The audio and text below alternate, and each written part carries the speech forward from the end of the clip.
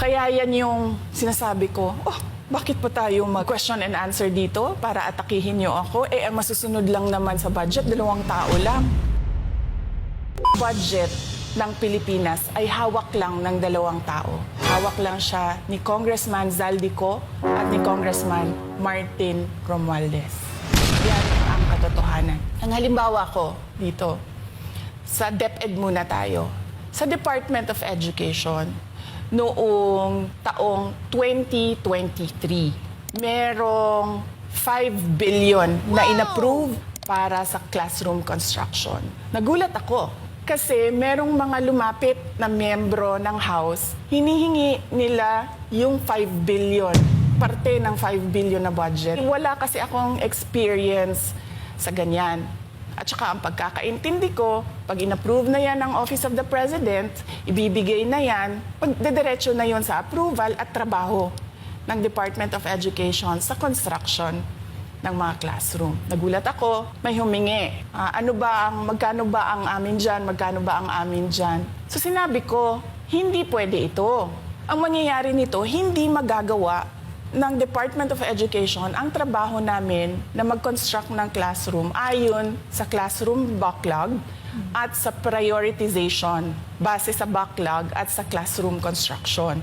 So sinabihan ko yung isang congressman, sabihan ninyo si Martin Romualdez na hindi pwede chap-chapin ang classroom construction na 5 billion. Kaya kung makikita ninyo sa budget proposal na approved ng Office of the President, 5 billion yon. Pero nung lumabas yung GAA o yung budget approved noong 2023, naging 15 billion siya. Dahil hindi nga ako pumayag na kunin yung 5 billion, dinagdagan nila ng 10 billion yung classroom construction ng Department of Education. Yung 10 billion na yon hindi kontrolado ng Department of Education. Controlled yon ni Congressman Zaldico at Congressman Martin Romualdez. Hindi ko na kailangan ng corroborative witness dito dahil makikita niyo yon sa papel. Makikita ng taong bayan yon sa papel. NEP, 5 billion, lumabas ang budget approved, 15 billion.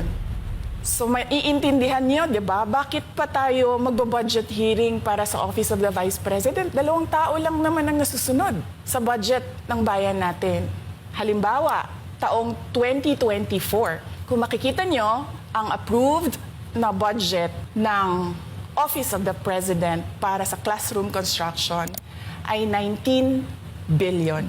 Noong lumabas na ang House version ng Appropriations Bill, ay naging 24 billion ito. So, approved 19 billion, paglabas sa House, naging 24 billion. At doon sa 24 billion na yon, kung hahanapin mo sa papel, kinuha nila ang 5 billion ng repairs ng classrooms at nilagay nila doon sa 19 billion para maging 24 billion siya. So ang naiwan sa repairs, sa kawawang mga classroom, ay 1 billion. Makikita nyo, sa papel, nandyan yan, naging 24 billion. At hindi lang yan, dahil noong 2023 ay hindi ako pumayag na hindi masunod yung DepEd na rules sa paano mag-classroom construction based on need. Ang ginawa ngayong 2024, inattach nila ang listahan na kung saan gagawin ang mga classroom construction worth 17 billion. Pagdating namin sa Senate, nakita yon ng mga senador. Tinanong nila ang Department of Education, totoo ba o hindi totoo na galing sa inyo ang listahan ng 17 billion ng mga classroom construction? So sabi namin sa mga senador, hindi totoo.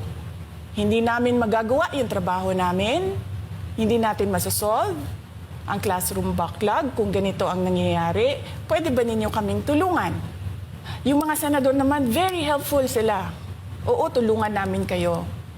Kaya nga, kung makikita ninyo sa interpellation ng isang senador doon sa budget hearing sa Senate, tinanong niya diretso, galing ba sa DepEd ang listahan ng 17 billion? Galing ba sa DepEd ang listahan na inattach doon sa House version? Hindi galing sa amin yan. On record yon. Makikita nyo sa mga videos, balikan nyo yung mga videos. Makikita nyo. Yes, my concern, Madam Chair, Mr. President, under the GAB, I observed that there was an increase in the budget for the construction of new classrooms from 19.6 billion to 24.6 billion. However, this is my concern, which you mentioned earlier, that the repairs and rehabilitation of classrooms was decreased from 6.5 billion to 1.5 billion. I also have information, Madam Chair, Mr. President, that 24.6 billion allocated under the GAB, but only 9.8 billion from the allocation is left to the discretion of DepEd. Kaya hindi ko na kailangan ng witness kasi makikita nyo sa papel. Tapos dumating ang BICAM, walang nangyari dahil ang nasusunod doon ay si Congressman Zaldico at si Congressman Martin Romualdez. Kaya nandun pa rin naka-attach yung 17 billion na ginawang listahan ni Co at ni Romualdez.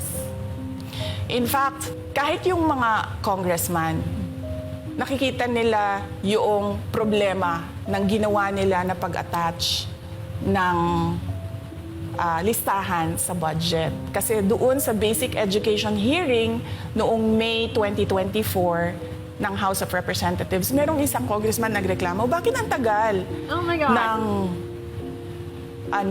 classroom construction? Bakit ang tagal? Sabi nung USEC ng DepEd, kasi may pabago-bago sa listahan ng DPWH dahil hindi kami ang gumawa ng listahan. Yeah, Mr. Chair, with respect to the 17 billion in Annex A of the GAA, we are not privy on how the school sites were chosen. So, be it as it may... How is it chosen? I'm not privy to that, Mr. Chair. As, when the GAB came out, there was a 14.7 billion Annex A. Then, when the committee, the GAA came out, from 14.7 it became 17 billion. So, we are not privy to how the list was generated.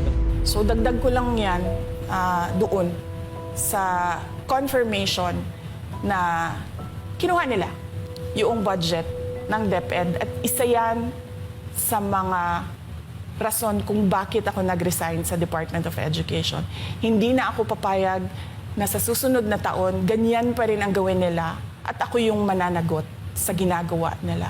Kaya yan yung sinasabi ko, bakit pa tayo mag-question and answer dito para atakihin niyo ako? Ang masusunod lang naman sa budget, 2 tao lang.